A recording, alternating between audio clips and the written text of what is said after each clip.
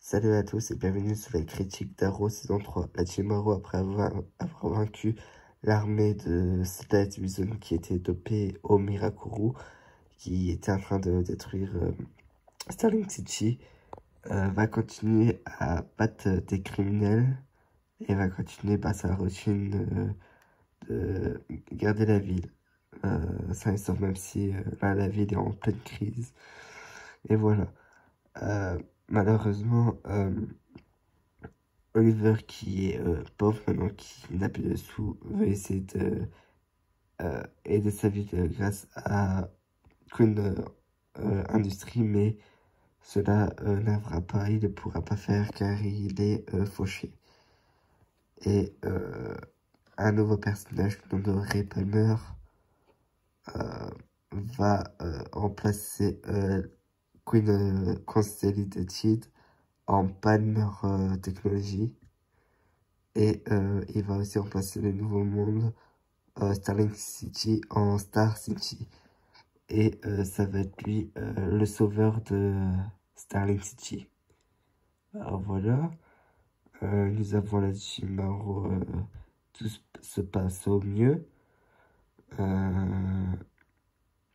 Nous avons des Roy qui est maintenant de la Team Arrow. Qui est Arsenal, voilà. Et à un moment donné, alors que tout se passait bien, Sarah Lance, qui est Black Canary, va se faire assassiner un soir. Laurel, qui était en train de parler à Sarah, et à un moment donné, elle est partie voir sa sœur tomber, et elle s'est pris 3 flèches dans le ventre. Et du coup, Oliver et la bande vont essayer de découvrir qui a pu tuer Sarah. Et surtout que, avant sa mort, Sarah dit pourquoi t'es là? Et on a l'impression qu'elle s'adresse à quelqu'un qu'elle connaît. Alors du coup, on va faire une petite enquête, on essaie de trouver qui est le véritable coupable. À un moment donné, on pense que c'est Roy car elle a fait un cauchemar au moment où il va tuer Sarah. En fait, je fais un cauchemar comme quoi c'est lui qui tue Sarah. Mais finalement, c'est pas Roy. Et même, on pense, et même Felicity, à un moment donné, pense que c'est Roy qui tue Sarah, car les flashs qu'ils ont tirées, ben, c'est bizarre. Comme s'ils étaient tirés d'un mec qui a eu le Mirakuru, et Roy a eu le Mirakuru, même s'il était soigné. Et voilà. Mais en fait, non, pas du tout, c'est pas Roy. Et du coup, bah, Lisa va apprendre la nouvelle. Et évidemment, bah, elle va demander à son père de retrouver le tueur. Et son père est autre que Ra's al Ghul, l'héritier du démon. Et en fait, bah, c'est le méchant, quoi.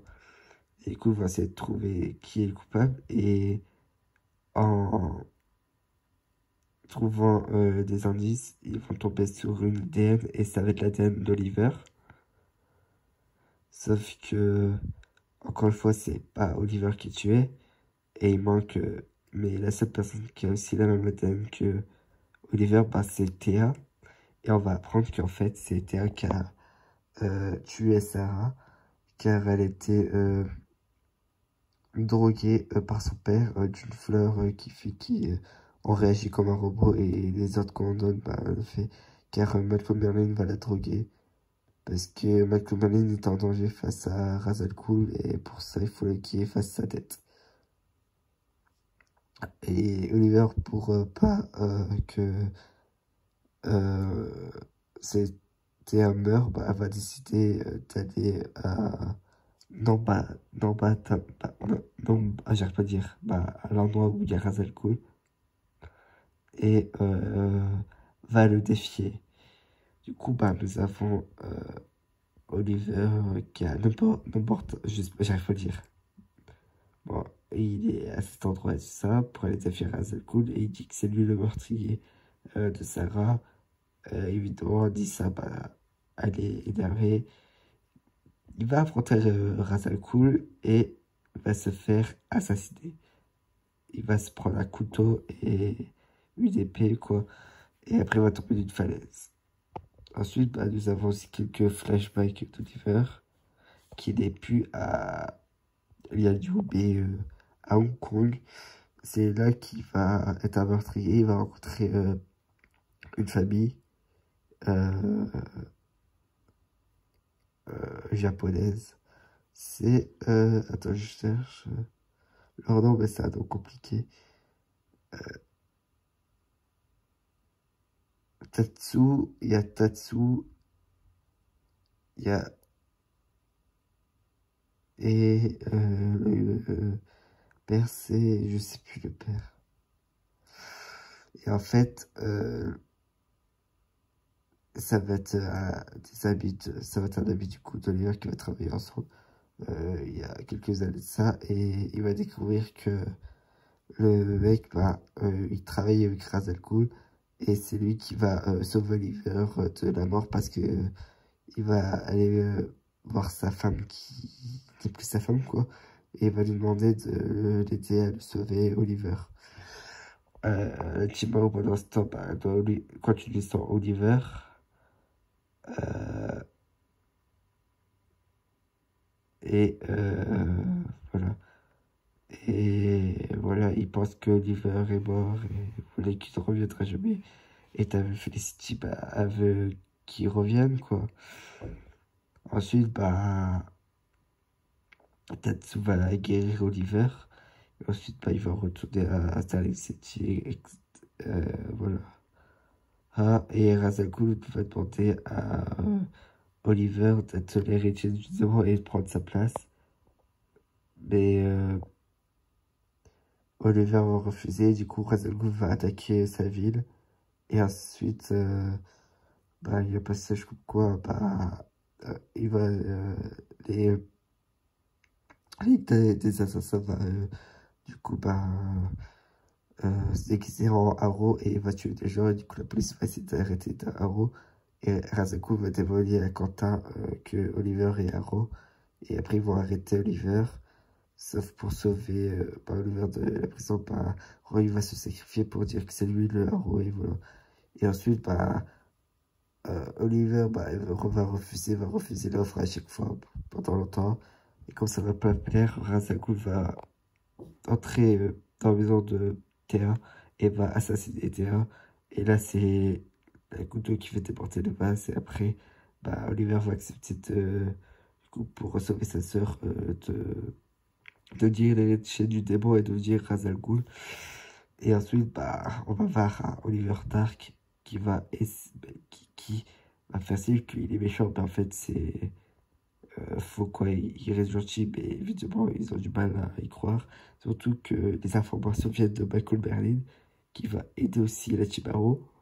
Mais ils ont du mal à accepter la Chibaro comme c'est un menteur et tout ça. Mais voilà, du coup, Oliver va du coup, bah, trahir cette raison à Ra's al Ghul. Il va lui faire croire qu'il voulait être le Ra's al Ghul, mais c'était faux.